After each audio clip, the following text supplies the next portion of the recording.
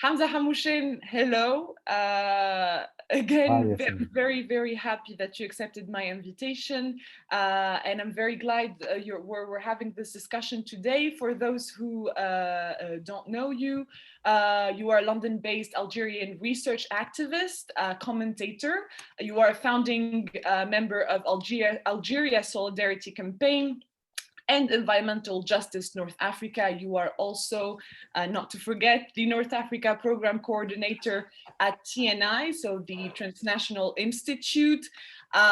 You are the author editor of two books, The Struggle for Energy Democracy in the Maghreb and The Coming Revolution to North Africa, The Struggle for Climate Justice. You are also a regular contributor in The Guardian, Middle East Eye, New Internationalist, Nawait, Al Watan, and the Huffington Post.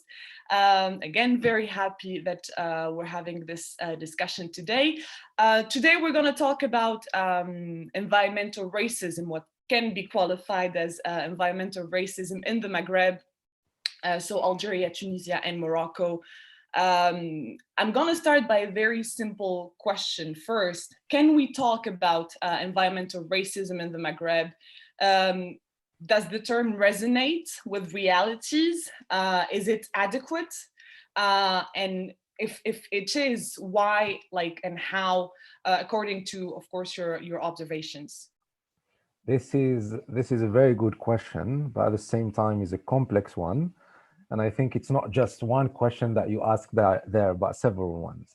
But first of all, thanks, Yasmin, for the invitation and warm introductions. And I'm happy to be here, at least to start that discussion around very important questions that pertains to environmental justice and environmental racism in the Maghreb regions or the North African region in general. But before I jump to answering your question, Yasmin, I think maybe it is worth defining what we mean by environmental racism, um, and then give a little bit of a historical perspective. Where did that term or concept come from? It's always important to contextualize terms and see if they apply to other contexts, other countries, and other regions. So environmental racism started actually from the United States in the 80s, and more specifically from North Carolina, where communities of color were fighting the negative environmental impacts of waste dumping. And several reports have been published during that decade, I mean, in the 80s, around the disproportionate impact on populations of color and low income populations coming from waste sites, refineries, and transportation infrastructure. So those impacts were much more disproportionately higher on populations of color and low income populations. So that question of environmental racism arose from the struggle against those environmental injustices in the context of white supremacy and racism in the United States. Um, and that's why we always need to link the question of environmental racism to the question of the discourses built and put forward and promoted by people in power, the ruling classes, to other people, to dehumanize them. I mean, when I talk about other people, non-white people, black and brown people in Western societies, and we see it till today. Let's say in the people who are left to die in the Mediterranean, in the racism and Islamophobia, for example, that is preponderant in Western countries. So building that kind of imaginaries and discourses about those people allow for inhumane policies of letting people die in the Mediterranean, of dumping waste on them, of destroying their environment, of letting the effects of climate change go on and go on and go on. And we know that the effects of climate change are borne disproportionately on people in the global south, people of color, people and poor people. Mhm. So I just wanted that small introduction, so then we can go and see if we can apply that concept in the Maghreb or North Africa. So from my experience as a researcher, when I've done some field work on the ground, that question of racism arose, or discrimination. But I think it, as we talked before, we started the conversation. It's not theorized very well, and I feel till now, it's the theorization is still at earlier stages, and more work can be done around this.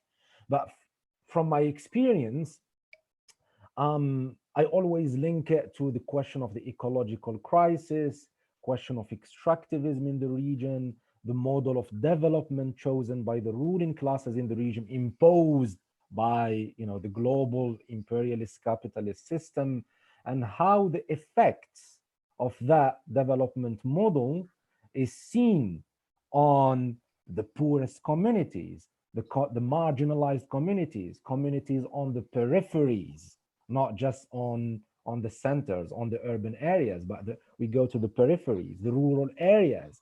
How are those populations living the dispossessing, extractive, environmentally destructive model of development? And some of them express themselves as saying, this is racism.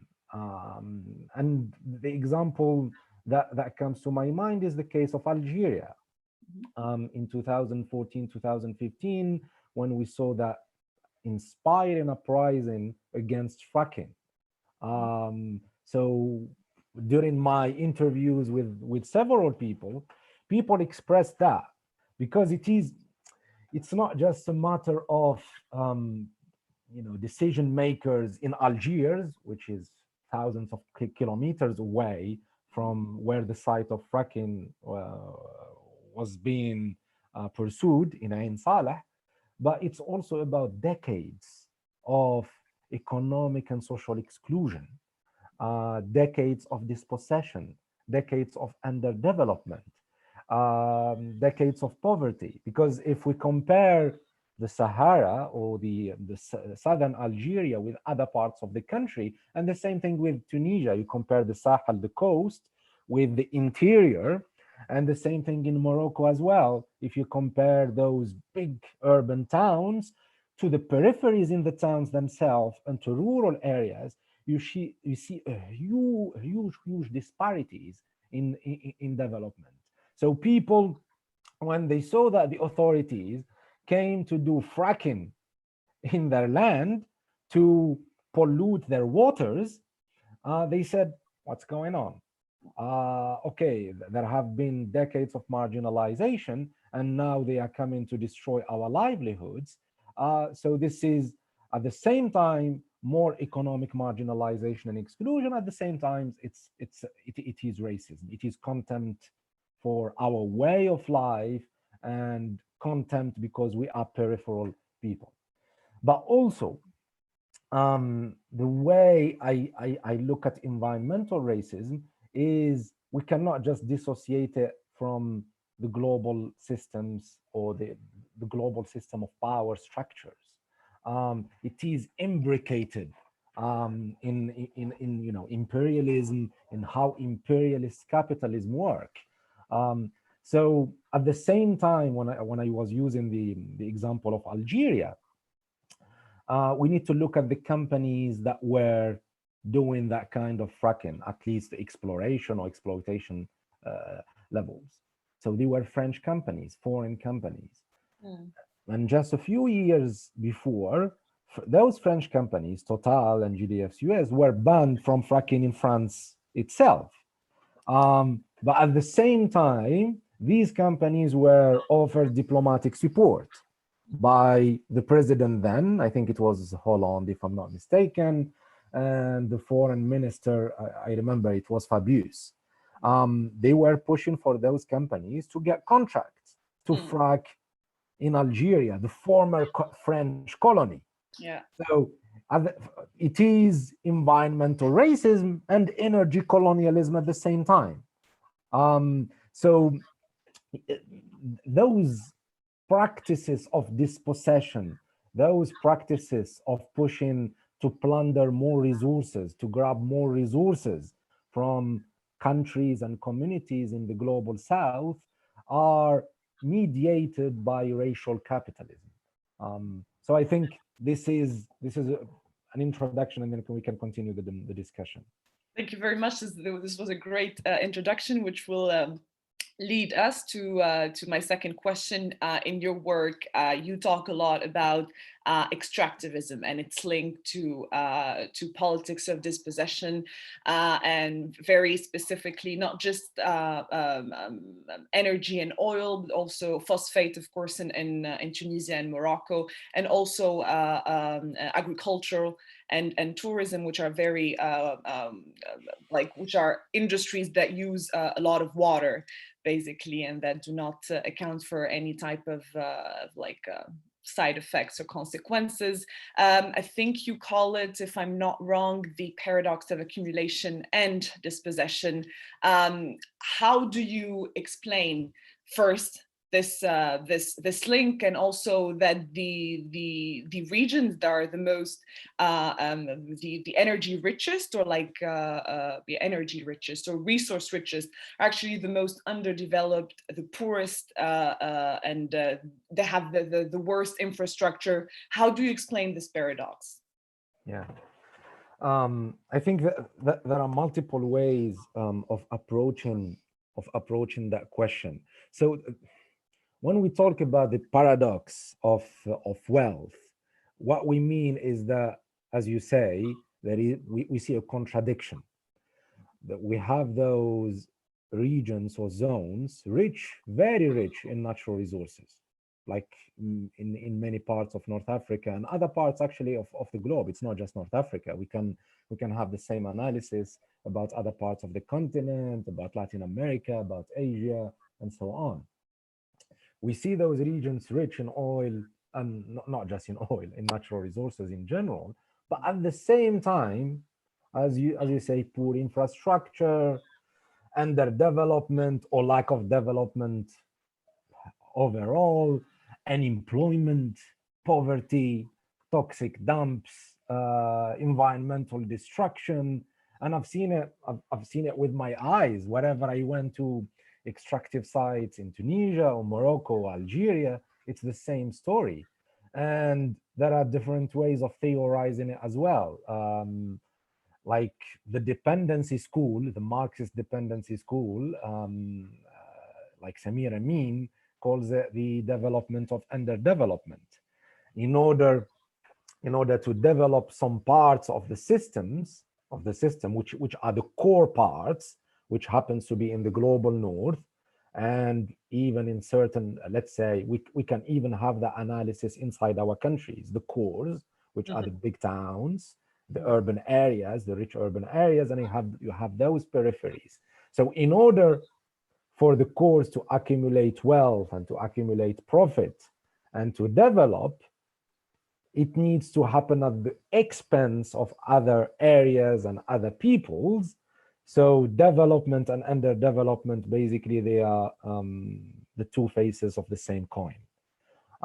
So in order to accumulate wealth, to accumulate capital, you need to dispossess. And that actually happened since capitalism began, with the primitive accumulation of the expulsion of the peasantry from their land, their expropriation of their means of production, and transferring them into the proletarians, and also the theft of wealth, gold and silver from Latin America helped in the rise of capitalism. So this is the primitive accumulation.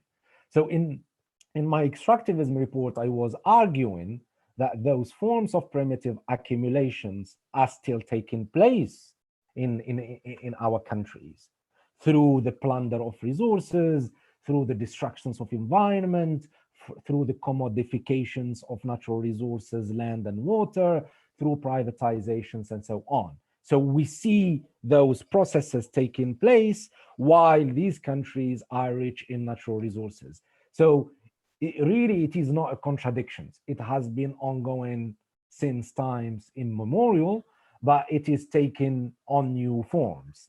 David Harvey calls it accumulation by dispossession. Mhm. So in order to accumulate capital, at the centers of that system, either let's talk, if we talk about domestic capital, or usually it's international capital, because those profits are repatriated, or the benefits of that system goes outside our borders most of the time, unfortunately. So it happens at the level of dispossession. We need to dispossess to continue that dispossession in order to continue the accumulation. Another way of um, looking at it is what Naomi Klein calls the sacrifice zones. Mhm. Um, she says that extractivism or that economic model that just extracts natural resources. When we talk about natural resources, Yasmin, is not just oil, gas, Mhm. minerals. Mhm. It's also agricultural produce, water, Water, yeah. because water is always extracted when we export those monocrops, like Tunisia and Morocco export tomatoes, citrus, and it comes with a lot of virtual export of water in Mm. countries that are semi-arid and facing huge problems when it comes to water resources.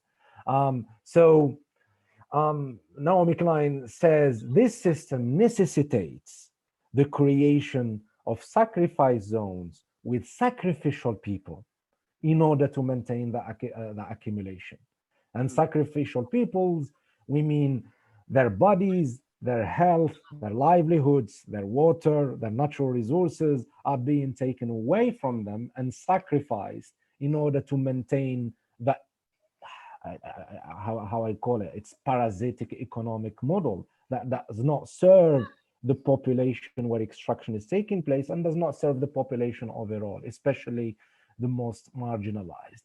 And this takes us back to the discussion of environmental racism, um, because all these processes and practices are at the heart of capitalism or racial capitalism.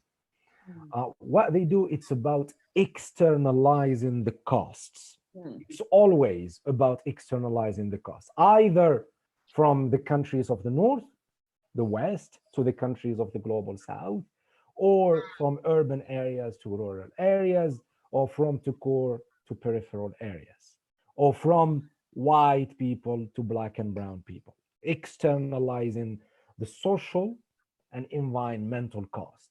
And that system of externalizing those costs is still happening today.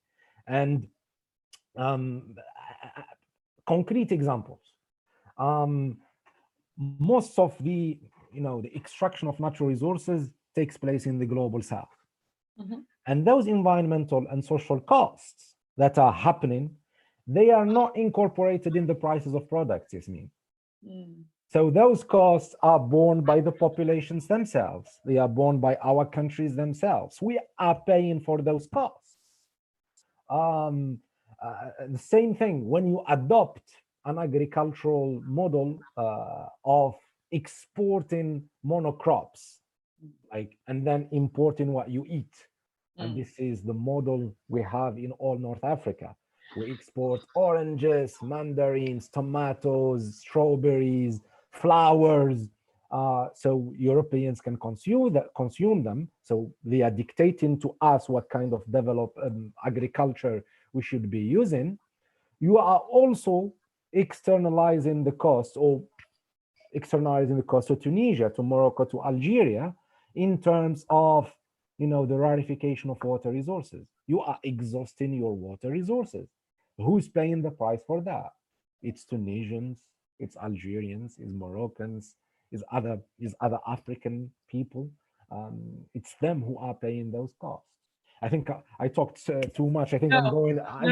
on in every No, no, at direction. all. This is fascinating. No, no, at all. So it's this is why when I get asked how can, for example, Tunisia, because it is my country, how can Tunisia, get out of its economic crisis? I always say it is not very much up to us.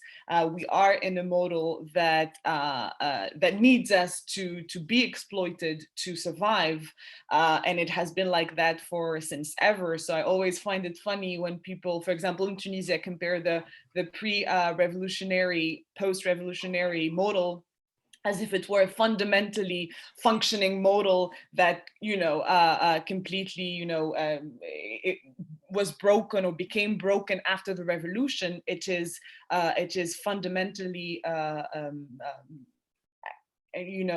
mistake to think like that, because it is a model that is the same across North Africa, and I want to say across the global South, and it is a model that cannot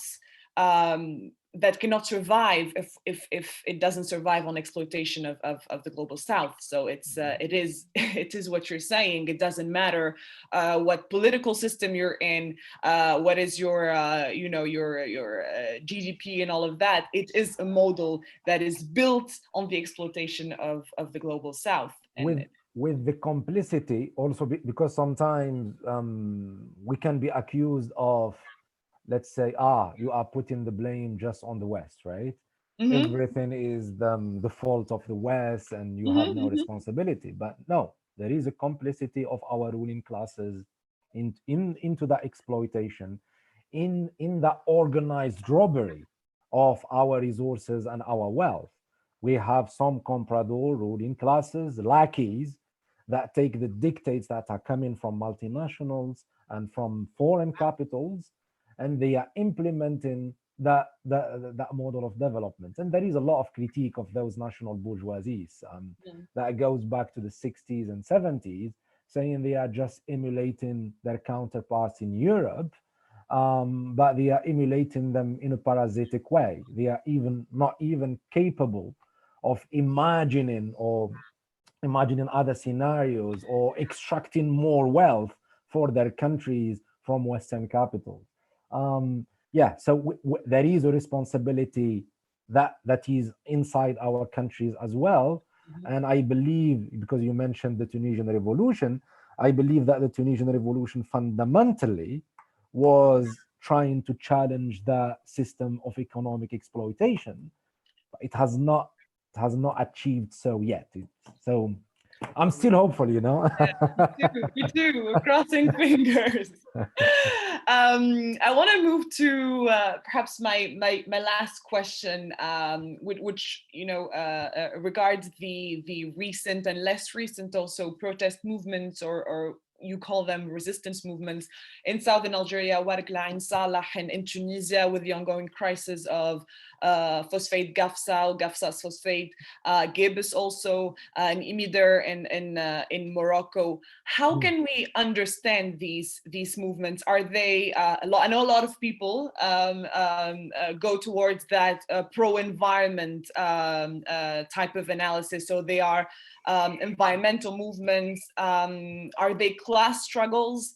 What are they? Are they like anti-racist movements also? Maybe, especially because in southern Algeria, at least, that argument has been made. Is it like a combination of all of these factors? What do you think? This is a very good question. So how I'm going to tackle it? First of all, in the last decade or so, we've seen the entry of new actors into the scene. Actors of resistance, social movements asking for employment, trying to protect their environments as well, trying to protect their waters. And I think this is a new phenomenon, at least from what I've seen. In Algeria, Tunisia, and Morocco, you see those social movements and organizing around the extractive sites. Phosphate in Tunisia and Morocco, oil and gas in Algeria, and so on. and silver as well in Morocco. You mentioned Imidar. Mhm, So mhm. we have those new actors. So how do we characterize them? How do we characterize that resistance? Is it environmental? Is it a class struggle, as you say? Um, First of all, there is always an environmental element in the struggles and forms of resistance that I've seen, because people live in environments, live, they use the water, they use the land around them. So sometimes they express their demands through environmental terms, protecting their water, protecting their environment. But I would argue that those movements are not primarily environmental. Mhm. Um, there are a lot of academics and scholar activists who theorized this as the environmentalism of the poor, Mhm. of peripheral people. It's not like the environmentalism of the middle classes we find in Europe. It's about consuming, like in Europe, it's consuming less, eating less meat, going for organic, recycling. Um, the environmentalism of the poor is not about preserving pristine nature or rare species, but it's about, um, social and environmental justice. It's about their livelihoods. It's about their access to those natural resources, including water and land. So, in that respect, I don't think there is an environmental element. Of course, there is, Mhm. but it's not the primary one. Mhm. So, in my the report I've written, Extractivism and Resistance in North Africa, Mhm. I was trying to push the argument that those resistances that we've seen from social movements, from the unemployed, from agricultural workers, from communities facing the negative impacts of extractivism, as one of the latest manifestations of class struggle itself, because a lot of these people happen to be poor, happen to be rural, happen to be unemployed. Of course, there are a lot of contradictions in the in how they organize, in their demands, in their durability if they stay for a long time. But I'd like to argue that, yeah, it's a manifestation of a class struggle, but still it's not openly anti-capitalist.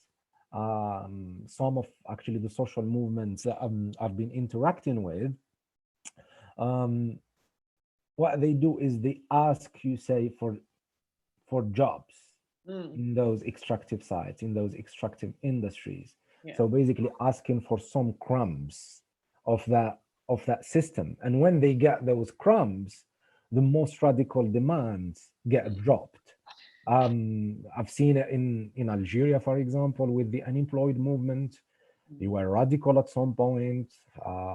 They put forward even anti-imperialist slogans, accusing their governments of being the imperialist agents of multinationals and Western capitals. But then when they got jobs, some of them, not all of them, Mhm. including in the oil and gas, and even in the police, they gave them jobs in the police to see Mm. the cleverness, the intelligence of the Algerian regime. Like give jobs in the police so those people become the oppressors, or so they can go and repress their brothers and comrades.